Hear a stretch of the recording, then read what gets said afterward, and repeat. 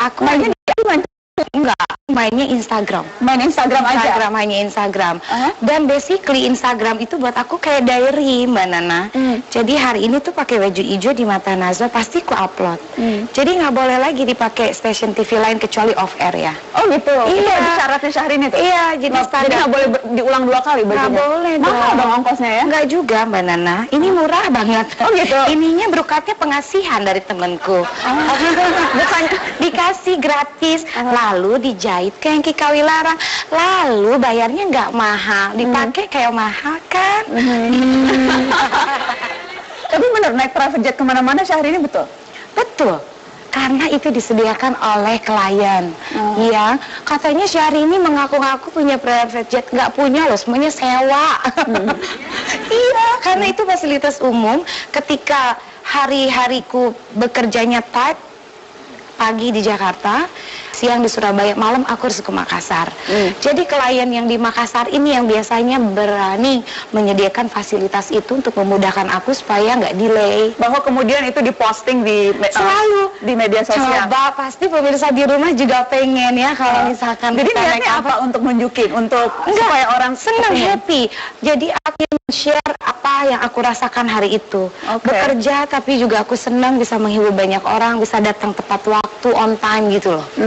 Jadi kemudian itu ditanggapi beragam tentunya. Oh, aku nggak pernah orang urus apa tanggapan orang terhadap aku. Yang penting aku fokus, bekerja, berkarya, dan aku bertanggung jawab. Orang membayar aku di setiap daerah untuk menampilkan aku. Tidak pernah terganggu dengan berbagai, terkadang bukan hanya kritikan, tapi sudah menjurus ke hinaan, celaan. Semakin orang menghina, semakin Allah naikkan derajatnya dan rezekinya. Itu dong pakemnya. Kalau kita betul-betul iman ya sama agama kita. Jadi aku nggak pernah merasa orang menghina, mencibir, atau orang... Atau justru mungkin itu malah jadi lebih bagus untuk branding Syahrini, untuk image Syahrini. Kalau bisa kemudian jadi merasa seperti itu, semakin banyak hater, semakin banyak yang membuli, justru Syahrini semakin naik. Bukan semakin naik mengenai popularitas ya, tapi semakin naik mengenai tingkat rezekinya. Oh gitu? Iya, jadi malah sengaja, malah cari-cari.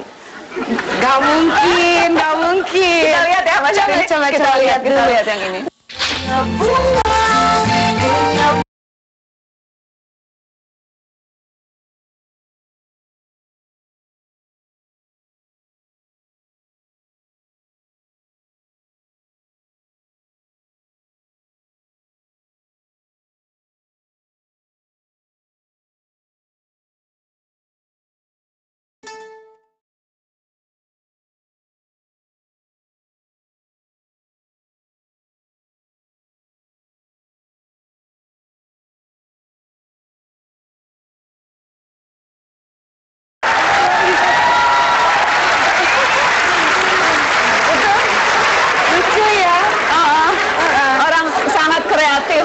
Apapun yang dilakukan Syahrini sangat kreatif. Tidak, itu sesuai dengan image Syahrini tidak? Branding yang berusaha dipersonifikasi oleh seorang Fatimah Syahrini Jailani?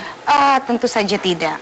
Karena biar bagaimanapun aku sebagai entertainer profesional, penyanyi profesional, inginnya branding aku ya tetap karyaku yang dikedepankan ya. Selain imageku sebagai perempuan Indonesia yang punya adat ketimuran dan berbagai macam budaya. Pastinya ketika kita pergi keluar membawa image ini. Tetapi kalau akhirnya dipersonifikasikan seperti ini, ya itu kembali lagi buat aku, akhirnya orang-orang jadi kreatif. Dan keuntungan untuk Syahrini jadi semakin terkenal. Kalau semakin terkenal kan kita kembali lagi sebagai seniman maunya karya yang dikedepankan. Tapi mau tidak mau ini adalah manifestasi dari semua yang orang bikin ini gitu ya. Jadi aku tertimpa. Jadi nggak pernah tersinggung, nggak pernah marah. Gak boleh tersinggung. Kalau tersinggung itu energinya negatif terus. Jadi kalau positif mindsetnya, energinya positif juga yang masuk. Tepuk tangan dong buat Syahrini. Ada konsultan branding di tengah-tengah kita, ada Mbak Amalia M. Maulana. Selamat malam Mbak Amalia. Mbak Amalia, kalau kita bicara Syahrini dan image yang selama ini ditunjukkan lewat berbagai, apakah itu karya, apakah itu produk yang tercipta, atau bagaimana reaksi orang baik yang fans maupun yang tadi istilahnya haters itu menggambarkan tren yang diciptakan oleh Syahrini itu seperti apa? Ya, sebenarnya Syahrini ini muncul di dalam situasi di mana orang-orang itu sedang wabah narsisme dan juga orang-orang ingin eksis. Jadi pada saat orang-orang biasa ini tidak bisa mewujudkan mimpi itu, menurut pendapat saya Mbak Syahrini ini menjadi semacam simbol dari apa yang mereka sendiri rasakan. Sebetulnya saya juga ingin seperti itu. Syahrini adalah sebuah simbol. Kalau menurut pendapat saya di sini ada glamor. Kata kuncinya glamor, kemudian kata kuncinya cantik, fashionable. Tetapi satu hal yang mungkin saya puji adalah tadi sifat energi positif, kemudian ramah, dan itu yang berbeda dari para artis lainnya. Amin. Amin. Memang itu sesuai yang diharapkan dengan memposting baju, tas-tas atau yang bermerek, liburan ke luar negeri, naik private jet, glamor itu sesuatu yang ingin ditonjolkan? Sama sekali tidak. Masuk kuliah aja, kalau kuliah nih masuk kelas aku gak, dari rambut sampai bawah nggak rapi dan nggak wangi dan nggak senada warnanya, nggak masuk kuliah. Aku bolos. Cantik banget. Iya. Kalau hijau ke bawah juga sepatu harus hijau gitu. Jadi dari dulu ya? Kalau nyetir belum juga, jadi artis pun sudah seperti itu. sebelumnya juga udah begitu. Apalagi sekarang setelah jadi artis. Sekarang mungkin karena aku banyak terekspos media, sepertinya tampaknya tuh hari ini eksistensi aku seperti itu. Padahal aku tuh dari zaman sekolah sampai kuliah seperti itu. Seperti itu. Ada loh, itu ini ada kelompok. Itu judul lagu baruku, seperti itu. Kayak gimana sih nyanyiin dikit dong? Seperti itu maumu, tak mungkin aku nanti surprise sebetulnya.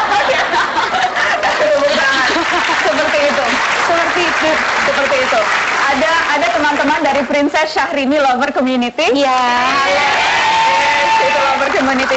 Saya mau ke Mbak Erliana Andriani. Kenapa suka Syahrini dan tepat nggak tadi penggambarannya? Tepat, Mbak. Tepat. Kenapa? Sejak kapan sih mulai suka dan apa yang paling diingat? Sejak dia hadir 2008. Oh, sejak awal sekali? Iya. Sebelum sengetop sekarang pun udah suka? Udah. Karena apa tuh? Itu lagu-lagunya enak. Oh, suka lagunya? Cantik dia.